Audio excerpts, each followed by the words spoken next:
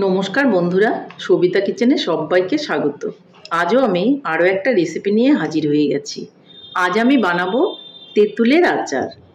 এরকম গোটা গোটা তেঁতুল আমি মার্কেট থেকে নিয়ে এসেছি আর বাড়িতে পরিষ্কার করে এই আচারটা বানিয়েছি। এই আচারটা কিন্তু বাচ্চা থেকে বড় সবাই খেতে খুব পছন্দ করে। আচারটা বানানোর পর ঠান্ডা হয়ে গেলে আপনারা বয়মে ভরে রাখবেন, দেখবেন অনেক দিন পর্যন্ত থাকবে। আজকে আমি কোনো রকম তেল ছাড়াই কিন্তু এই আচারটা বানিয়েছি। অনেকটা ঝোলাই কিন্তু নামিয়েছিলাম, দেখুন ঠান্ডা হয়ে যাওয়ার পরে কতটা শক্ত হয়ে গেছে। এরকম একটু লুজ লুজই নামাতে হবে। আজকে সম্পূর্ণই কিন্তু তেল ছাড়া আচারটা বানিয়েছি। আরও একদিন আমি তেল দিয়ে আপনাদের কি করে বানাবেন সেটাও দেখাবো। এই আচারটা যদি আপনারা 1 বছর রেখে দেন তাতেও কিন্তু নষ্ট হবে না। বাইরে রেখে দিতে পারবেন, কোনো রকম ফ্রিজে রাখার দরকার নেই।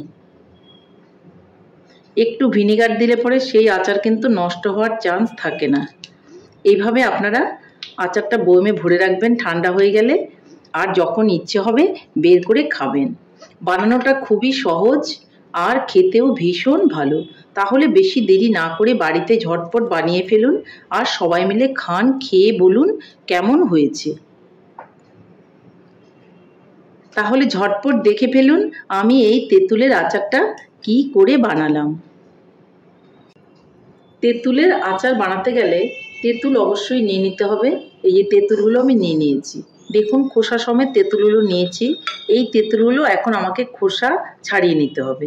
এইভাবে চাপ দিলেই দেখুন খোসাগুলো কিন্তু বেরিয়ে যাচ্ছে। এই তেঁতুলটা নষ্ট আছে।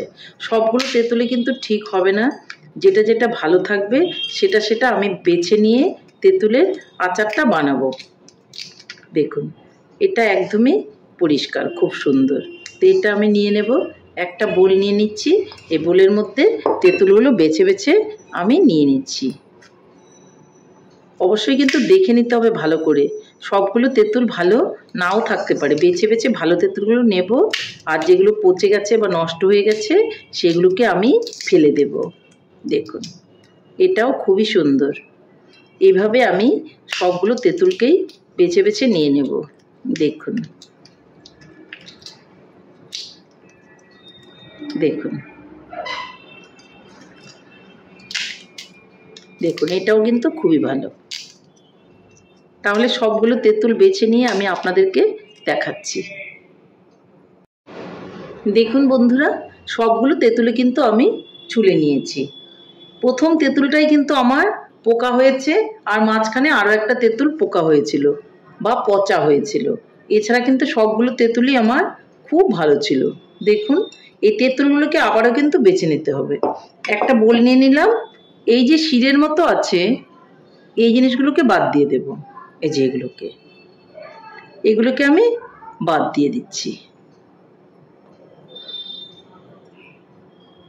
একটু বড় বড় সাইজ থাকলে ভেঙেও দেবো। এইভাবে গুটিগুলো একটু আলাদা করে দিলে খুবই ভালো হবে।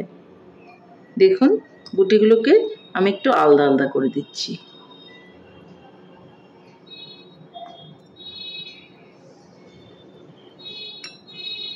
যদিও উনানে দিলে সবই আলাদা হয়ে যাবে, তবুও আমি একটু হাত দিয়ে ছাড়িয়ে দিচ্ছি। দেখুন কোনোই অসুবিধা নেই, খুবই নরম, খুব সুন্দর করে হয়ে যাচ্ছে। দেখুন এগুলো পরিষ্কার করে যদি আমি আচারটা বানাই তাহলে কিন্তু আচারটা খাওয়ার সময় খুবই ভালো লাগবে। দেখুন কি সুন্দর তেঁতুলটা। তেঁতুল দেখলে কিন্তু বন্ধুরা সবার জিভেই জল চলে আসে। আমি কিন্তু কথা বলতে পারছি না, জড়িয়ে যাচ্ছে, কারণ সামনে আমার তেঁতুল।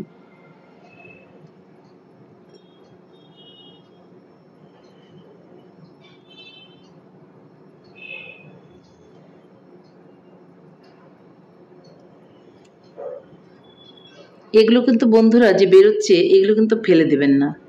এগুলো দিয়ে কিন্তু কাঁসা পেতলের বাসন মাজলে পরে খুবই পরিষ্কার হবে।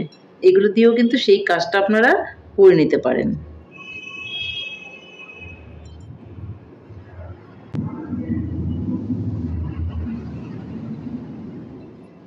দেখুন সবগুলোই কিন্তু আমার বাছা হয়ে গেল। বারবার বলছি ভেঙে নাও দিলে হবে, আমি একটু ভেঙে ভেঙে টুকরো টুকরো করে দিচ্ছি গুটিগুলোকে, দ্যাট মিন্স একটু আলাদা আলাদা করে দিচ্ছি। আপনারা যদি না করে দেন তাতেও কোনো অসুবিধে হবে না। একটাও কিন্তু চোচা নেই, খুবই পরিষ্কার করে আমি তেঁতুলগুলো নিয়ে নিয়েছি।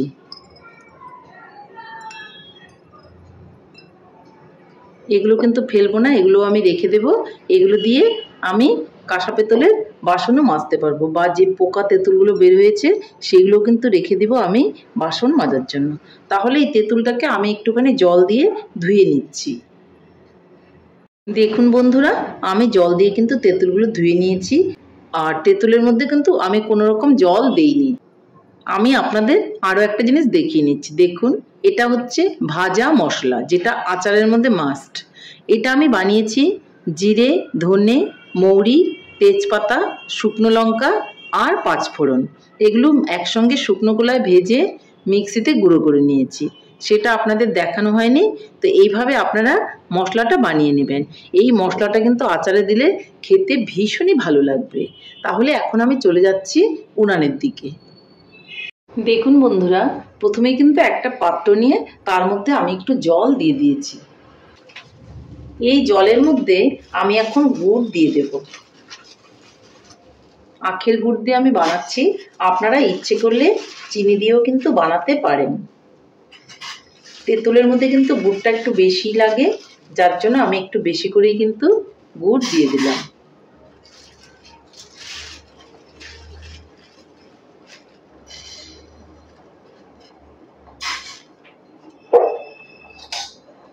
গুড়টাকে আমি একটু জাস্ট গলিয়ে নেব। গুড়ের মধ্যে যদি কোনো রকম নোংরা থাকে তাহলে কিন্তু নোংরাটা বের হয়ে যাবে, যার জন্য কিন্তু গুড়টাকে আমি একটু গলিয়ে নেব।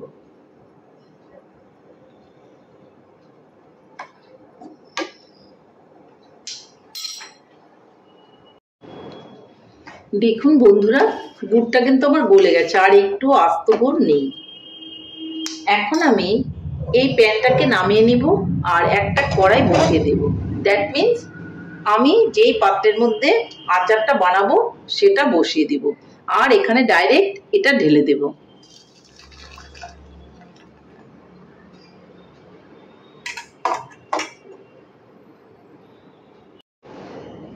খুব ভালো করে কিন্তু আমি গুড়টাকে জাল করে নেব।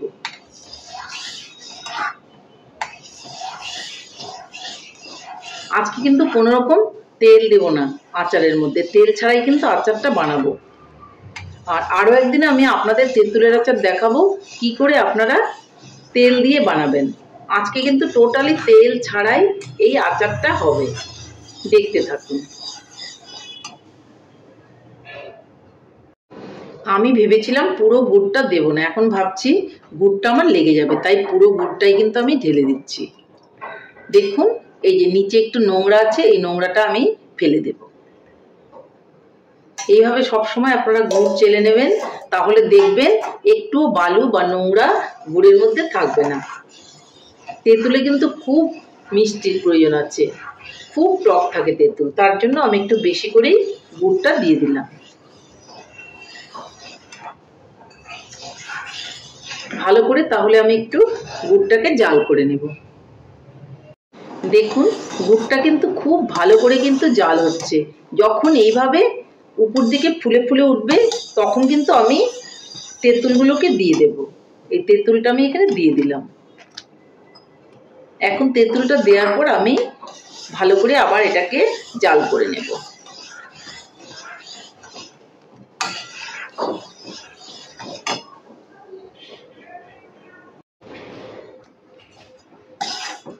দেখুন, তেঁতুলগুলো কিন্তু অনেকটাই কিন্তু জাল হয়ে শুকিয়ে এসছে।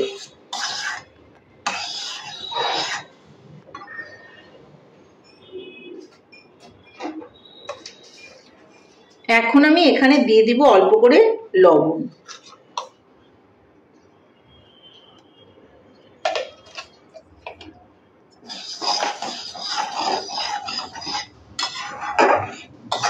ভালো করে কিন্তু আমি জাল করতে থাকবো। তেঁতুলের পাল্পগুলো বেরিয়ে দেখুন কতটা ঘন হয়ে এসছে।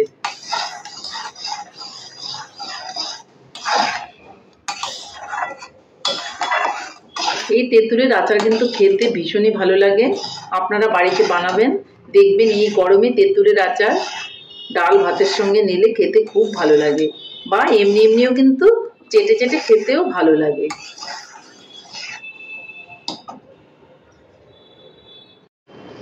দেখুন আচারটা কিন্তু অনেকটাই ঘন হয়ে এসছে। খুব বেশি ঘন করা যাবে না, এটা কিন্তু পরে কিন্তু পাতলা হয়ে যাবে। এখন আমি এর মধ্যে দিয়ে দিব যে আমি ভাজা মশলাটা করে রেখেছিলাম, সেই মশলাটা পরিমাপ মতো দিয়ে দেবেন। আপনার যতটা প্রয়োজন ঠিক ততটাই দিয়ে দেবেন। দেখুন মশলাটা আমি দিয়ে দিয়েছি।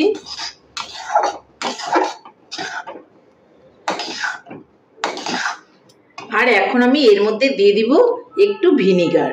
ভিনিগার দিলে পরে আপনার এই আচারটা অনেক দিন থাকবে, একটু কিন্তু নষ্ট হবে না। আমি কৌটোর মুখে করে দেখুন দিয়ে দিলাম 2 মুখ।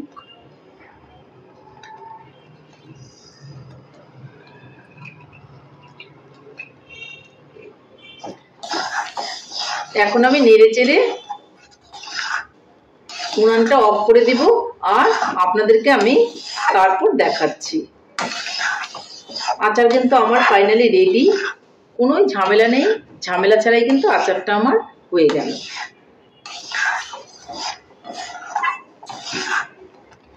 তাহলে উনানটাকে আমি এখন অফ করে দিচ্ছি, আর কিছুক্ষণ পরে একটু ঠান্ডা হলে পরে আপনাদেরকে আমি দেখাচ্ছি। তাহলে বন্ধুরা দেখুন আমার তেঁতুলের আচার কিন্তু ফাইনালি রেডি। দেখুন কতটা পাতলা নামিয়েছিলাম আর এখন এরকম হয়েছে। এখনো কিন্তু পুরোপুরিভাবে ঠান্ডা হয়নি, খুব ভালো করে ঠান্ডা করে নিতে হবে। তাহলে বন্ধুরা আমার রেসিপিটা কেমন লেগেছে? আমার রেসিপিটা যদি আপনাদের ভালো লাগে তাহলে লাইক, শেয়ার, কমেন্ট করতে ভুলবেন না। আর আপনি যদি আমার চ্যানেলের নতুন বন্ধু হয়ে থাকেন তাহলে চ্যানেলটা সাবস্ক্রাইব করার অনুরোধ রইল।